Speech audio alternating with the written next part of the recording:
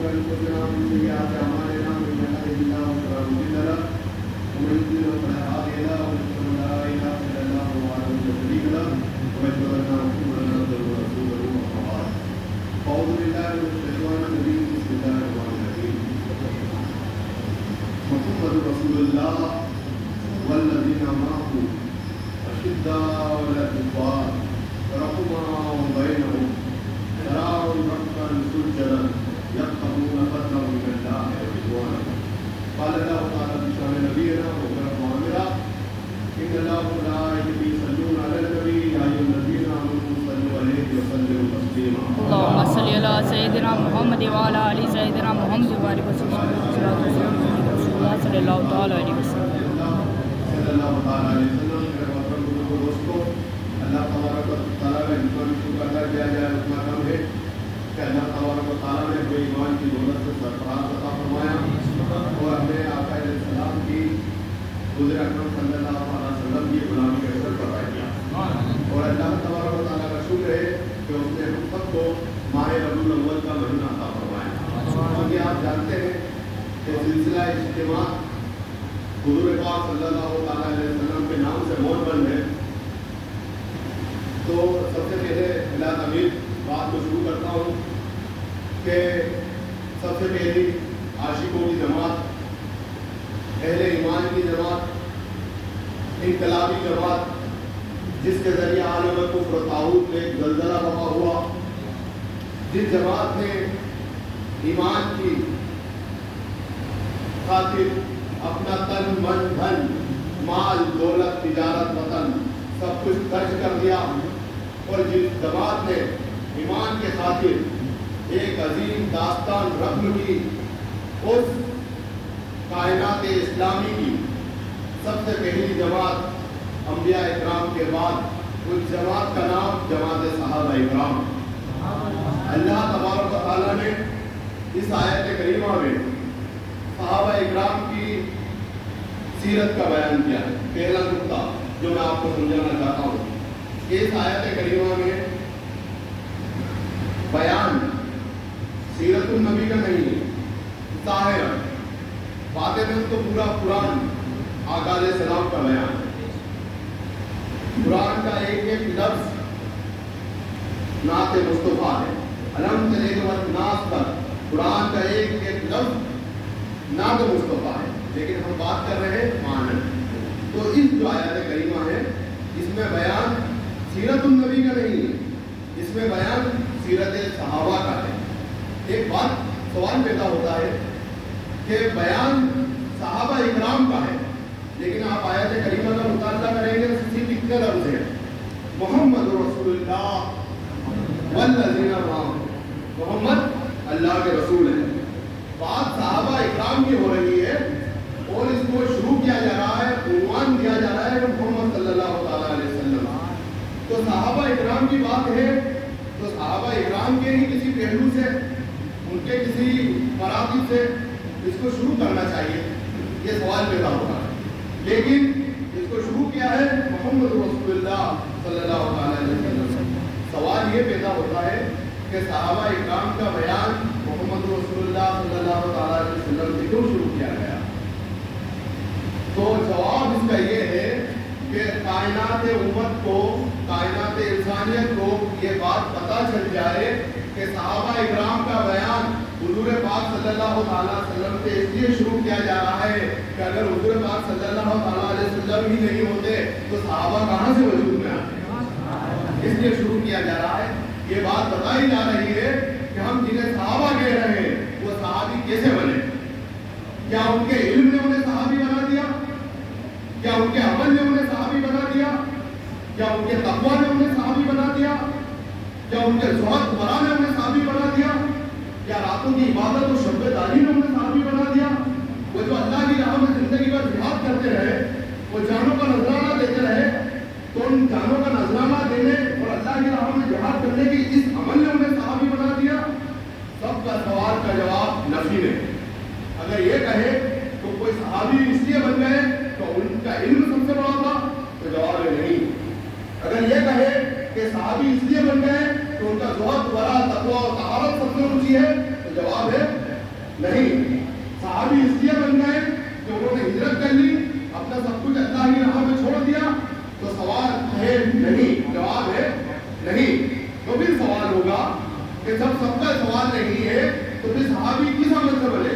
तो कुरान इस बात का जवाब देता है कि लोगों, अगर तुम्हें सहाबा इकराम की बुनियाद समझनी है तो ना तो इनके इल्म ने इन्हें सहाबी बनाया, ना इनके अमल ने इन्हें सहाबी बनाया, ना इनके तक़वा ने इन्हें सहाबी बनाया, ना इनकी तहारत ने इन्हें सहाबी बनाया।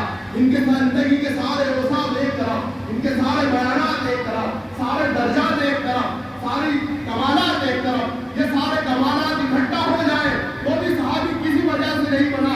अगर सहाबी बने तो उसकी बुनियाद एक है। कुरान इसका जवाब देता है, वल्लज़ीना माहू, इन्होंने एक मोहब्बत की निगाह से मुस्तफा का मुखड़ा कर दिया, निगाह मोहब्बत से मुस्तफा का मुखड़ा कर दिया।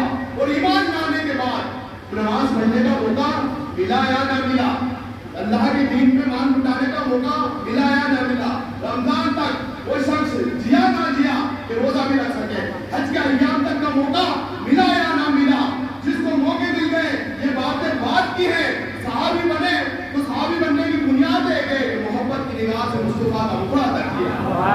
और इसलिए उन्वान बनाया इस आयत को कि सहाबा की तो अपनी पहचान ही कुछ नहीं थी, सहाबा की अपनी पहचान ही कुछ नहीं थी। कोई कुरैशी था, वो जब इस हल्का गुलामी मोहम्मद मुस्तफा में आया तो वो पहचान भी गुम कर बैठा। कोई इलाके का सुल्तान था, इलाके का सुल्तान था, वो सुल्तानी की पहचान भी गुम कर बैठा कि हफ्शे के बिलाल के साथ बैठकर खाना खाता है। कोई इलाके का सुल्तान था तो वो सुल्तानी की पहचान भी गुम कर बैठा कि आका की नाले उठाए फिरता है। वो तो सारी पहचान में गुम करके आ गए, सारी शख्सी फजीलतें गुम करके आ गए, सारी निस्बतें मुस्तफा में गुम कर दी तो सहाबी बन गए। अब चाहे अबू बकर सिद्दीक हो, अबू बकर सिद्दीक किस कबीले से थे, अब पुरानी बात कोई याद नहीं करता, मुस्तफा की निस्बत से याद करते हैं। चाहे उमर फारूक हो, उमर फारूक के पीछे मुकाम क्या था वो कोई याद नहीं करता, अब जो याद करते हैं तो मोहम्मद मुस्तफा की उम्र है। चाहे उस्मान गनी हो, उस्मान गनी पीछे क्या थे अब कोई याद नहीं करता, तो आका अलैहिस्सलाम तो उस्मान हो, हजरत अली शेरा खुदा क्या थे अब पीछे वो क्या थे अब कोई याद नहीं करता। अब पिछली कहानियां खत्म हो गई, पिछली दास्तान खत्म हो गई, एक नई दास्तान वजूद में आई। वो दास्तान कौन सी है? मोहम्मद मुस्तफा सल्लल्लाहु अलैहि वसल्लम। अब हुजूर इस आयत करीमा में आगे 5 चीजें बयान हो रही हैं। मोहम्मद रसूलुल्लाह के बाद वल्लज़ीना माहू, जो आपके साथ साथ रहते हैं। अब पूरा बयान तो होगा नहीं वल्लज़ीना माहू, और ये वो लोग हैं मुस्तफा मोहम्मद रसूलुल्लाह सल्लल्लाहु अलैहि वसल्लम के बाद मोहम्मद मुस्तफा वल्लज़ीना माहू, ये जो साथ साथ रहते हैं, रहमा बैनहुम, और आपस में इखलाक से रहते हैं, मोहब्बत से रहते हैं। वल्लज़ीना माहू, आपस में रहमा बैनहुम, आपस में इखलाक से रहते हैं। तरान रुकन सुजदन, चले यहाँ से बात शुरू करते हैं।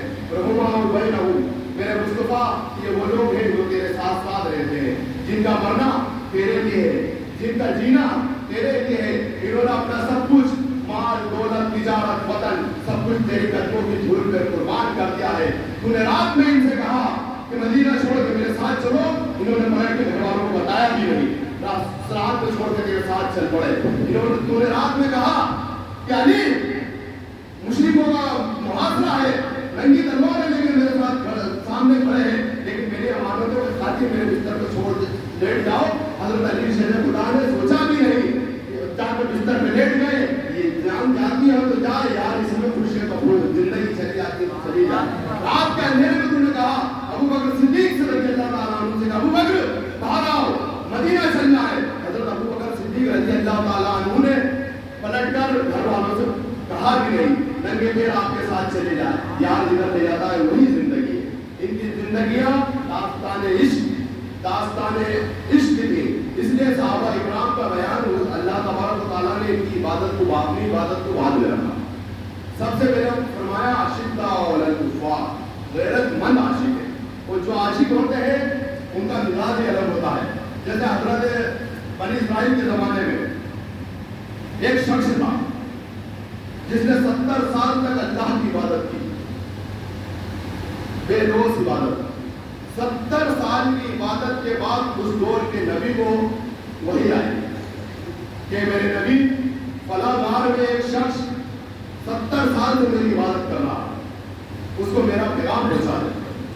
नबी ने अर्ज की, आका हुक्म, मेरा वाला हुक्म, क्या पैगाम पहुंचाना है?